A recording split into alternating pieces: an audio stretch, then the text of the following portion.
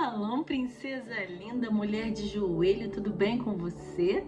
Nós estamos aqui para finalizar, a epístola de Tiago. Meu pai, que coisa linda, que experiências de fé, que ensinamento de fé para nós. Como foi até dito pela missionária Aline, quando ela fez um spoiler do livro, uma explicação abrangente, completa do livro, ela até citou que no capítulo 5 a gente fala uma parte desse capítulo sobre uma fé em meio a uma injustiça social, e a outra parte a gente fala de uma fé que é através de uma vida de oração. E que lindo como essa epístola fala sobre fé em várias áreas da nossa vida. Não adianta a gente ter uma fé sem obras, não adianta a gente ter uma fé só por obras, porque a gente tem que ter vida, a gente tem que mostrar nas atitudes, nas palavras, nos pensamentos, no meu proceder, no meu caminhar, diante de uma sociedade talvez injusta, incrédula, demonstrar essa fé, E isso nos ensina, e hoje nós estamos aqui para finalizar, a epístola de Tiago. Tremendo, se puder depois volta aos vídeos, assiste de novo, recebe da parte do Senhor para a sua vida, que isso nos ensina, nos fortalece na fé do Senhor, amém? Vamos orar? Paizinho, obrigado por estarmos aqui, obrigado, Deus, pela vida desses homens que foram instrumentos do Senhor para a nossa vida. Nós sabemos que a Tua palavra sem o agir do Teu Espírito de nada adianta. Então nós te pedimos, fala conosco, ministra no nosso coração. Espírito Santo, nos conduza nessa hora, Pai, na revelação da verdade da Tua palavra. Onde eu estiver aqui, cada mulher de joelho e princesa que estiver comigo, cada um que estiver aqui, receba da parte do Senhor nessa hora, no nome de Jesus, amém? Se você ainda não segue o nosso canal, a gente tem ali no YouTube o Projeto Mulheres de Joelhos, nós temos o grupo do WhatsApp que você pode entrar ali e participar com a gente dessa família linda do Senhor, onde nós oramos umas pelas vidas das outras, compartilhamos da palavra de Deus todos os dias. Esteja ali com a gente em nome de Jesus, amém? Seguindo aqui, Tiago, quando a gente olha dos versículos 1 ao versículo 6, ele fala, nos ensina que a riqueza, você ter bens, você ter uma boa condição, ela não pode ser conquistada através de uma corrupção. Não vale a pena, isso não traz alegria, esse peso, ela não pode ser conquistada assim. E tem um momento que ele fala assim, olha, o salário, no versículo 4, se você for dar algo, você tem um empregado ali que precisa receber um dinheiro no salário e você não o paga como deveria, o clamor dele vai penetrar nos ouvidos do Senhor dos Exércitos. Olha que coisa séria. Então a gente precisa honrar com os nossos compromissos, se há pessoas que estão ali debaixo das nossas condições, empregados, seja numa empresa, seja em casa, eles são dignos do seu salário. Isso é honroso para nós como servos, como cristãos, em nome de Jesus, amém? No versículo 7, ele diz, sede pacientes até a vinda do Senhor. Eu falei num vídeo curto mais cedo, Jesus, tudo que ele prometeu, que ele falou na sua palavra, através dos profetas, ele cumpriu, através da vida dele, ele cumpriu. E ele nos garantiu que voltaria, Ele falou que iria preparar lugar, moradas para nós, aqueles que creem, aqueles que se santificam, aqueles que se preparam para a vinda do nosso Senhor, e Ele vai voltar. E dá um exemplo aqui, como um lavrador que aguarda o precioso fruto da terra, que a gente possa aguardar essa vinda do Senhor. Às vezes, como nós estamos numa era, num mundo, que é de drive-thru, tudo muito rápido, micro-ondas, a gente quer tudo muito rápido, a gente quer que as coisas aconteçam muito rápidas, mas só que não é assim. A gente precisa olhar pela palavra, como diz, como um lavrador aguarda o fruto da terra. É algo que se planta, é algo que dia a dia tem que arar, tem que aguar, tem que cuidar, para depois colher o fruto. Assim também é a nossa vida com o nosso Senhor, a vida de santidade, a vida de fé com o Senhor, na espera dessa busca do Senhor, da tua igreja, na espera dessa vida que Deus tem prometido para nós, em nome de Jesus, amém? No versículo 9 ele fala, ó, não queixemos uns dos outros. Esse queixar é uma expressão de dor, de lamentar, de ficar reclamando uns dos outros, né? E para que a gente não seja julgado por isso. Eu sei que há pessoas que é difícil a gente conviver, né? E é difícil às vezes talvez segurar uma queixa, mas que a gente possa entregar para o Senhor realmente. Guardar nossa mente, o nosso coração no Senhor, a nossa língua, em nome de Jesus, amém? No versículo 10 fala, tomai por modelo o sofrimento e a paciência dos profetas, os quais falaram em nome do Senhor. Talvez você esteja passando por alguma luta que te faça se queixar de alguém. Ou talvez, meu Deus, por que tem que ser assim? Por que esse sofrimento? Por que eu tenho que passar por isso? Haja paciência. Pega os exemplos dos profetas que nós temos da Bíblia. Quantos ensinamentos que nós tivemos até aqui. Pega os exemplos dele. Os quais falaram no nome do Senhor e perseveraram.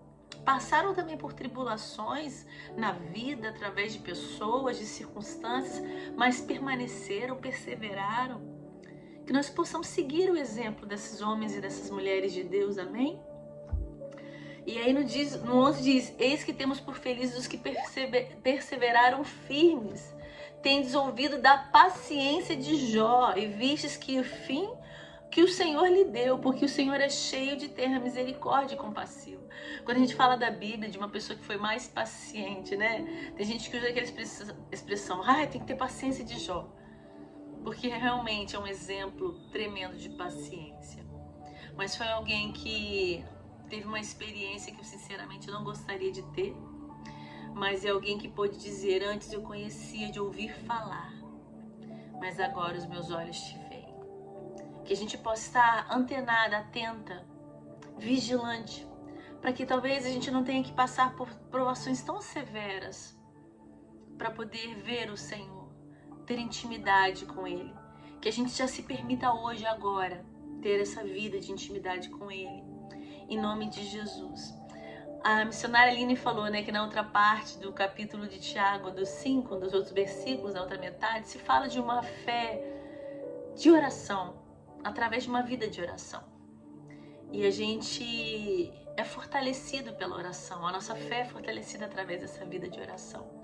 E lindo que aqui no versículo 12 e 13, ele nos orienta assim, se está entre vós alguém sofrendo, ore. Se está entre vós alguém alegre, cante louvores. Se está entre vós alguém doente, chama os presbíteros, como já foi explicado, né? Era como se fosse uma pessoa, um pastor, uma pessoa de mais idade, que estava ali, um ancião que ajudava o pastor, né? Ele tinha, presbítero, alguém que tinha uma preocupação espiritual com o rebanho, com a igreja, né? Então chama essa pessoa, unge a cabeça com óleo e no nome do Senhor ela vai ser curada. E olha que lindo, no versículo 15 complementa assim, a oração da fé. Oração da fé, nós temos falado de fé, não é qualquer oração.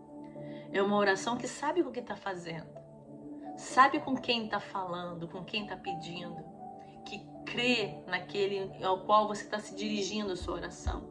Então essa oração de fé, ela salvará o enfermo, o Senhor o levantará e se houver cometido pecado, será perdoado. Olha que lindo, uma oração de fé pode trazer cura, pode trazer perdão de pecados, pode levantar uma pessoa caída. Então que possamos aprender, sabe, nesse livro de Tiago, a ter essa fé, essa oração que possui fé, essa oração que move mesmo o coração de Deus, que faz as coisas acontecerem no nome de Jesus, no poder que é no nome de Jesus. Amém? E aqui ele vai dizendo, né, no 16, confessai os pecados uns com os outros e orai uns pelos outros para serem curados. Muito pode a súplica dos justos, né? E fala do exemplo de Elias, que não chovia e orou e aconteceu de chover, né? O milagre aconteceu. Ele orou de novo, cessou a chuva, orou de novo, a chuva veio.